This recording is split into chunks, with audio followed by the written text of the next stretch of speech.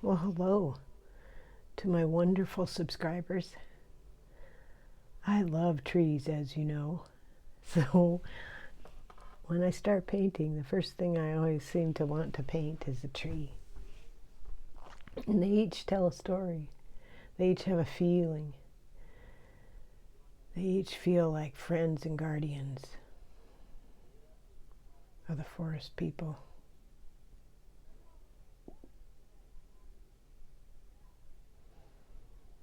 I admire all that they have seen. In my imagination, I picture moths traversing the countryside and then coming home to a tree at night, landing on the bark,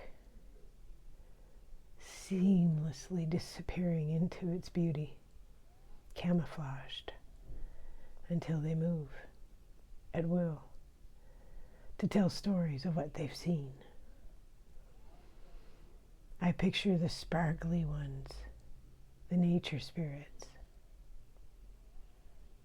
lovingly, joyfully tending to each tree and each leaf and each plant. I picture them having friendships, the healer plants, telling their stories, for they must have star stories of their own, their origin stories, the reasons they came here to be a part of this beautiful living library.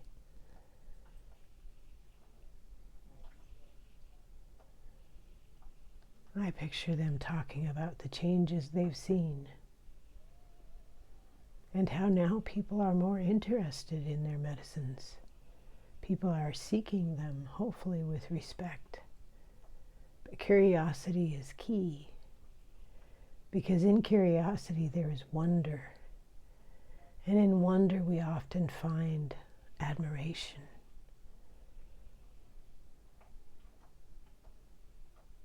Appreciation that runs deep. Deep as their roots, which are delicate and strong at the same time, resilient in ways human beings cannot fathom. We can only try. That is why I love to paint trees and plants. Although I seem to get started on trees and then I just kind of camp out there, so to speak, because I love their company. I feel safe in their presence.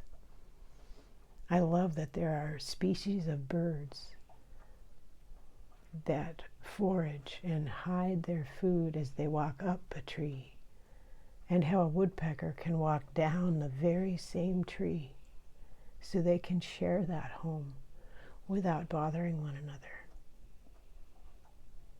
I think that's magical. They can live beside one another without conflict. There is much we can learn from trees.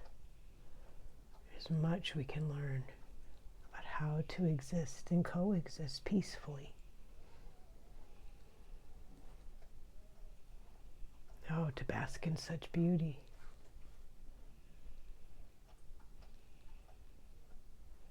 It feels very good to stand next to a tree and touch it with the palms of your hands and feel that energy running through you, all the way through the soles of your feet into Mother as deep as the roots.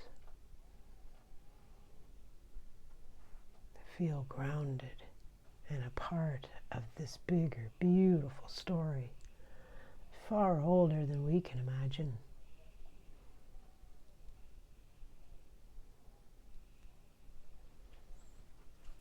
I just love trees.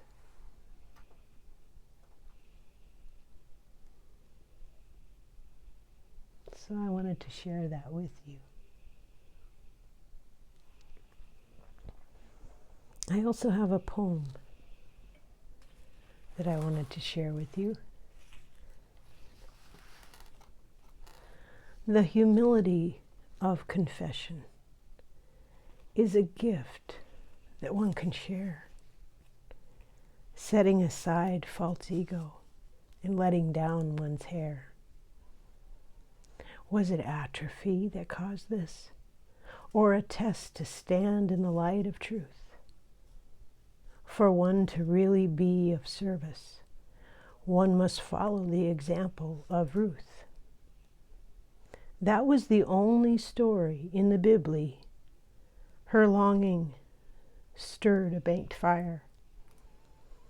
We can be comforted and assisted by our inner masculine rather than overthrow it all of a piece entire. The parts that are most rejected show up for healing first. By the light of the womb that birthed us, we shed our insatiable thirst. Inner male does assist us. It's neglect a feral thing. By the light of the moon within us, we can still breathe life until our roses bloom. All we need is within us, from blood to bone and teeth. The only limits of our imaginations determine the length of our reach. Akin to the soul light of magic, ley lines hum a sacred sound, willing us seek even further within our inner sacred hallowed ground.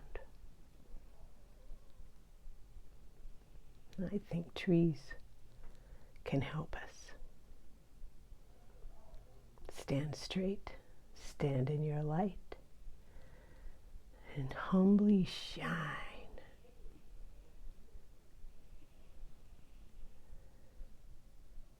I hope that resonates with you, and I appreciate you stopping by to enjoy this for spiritual and entertainment purposes only.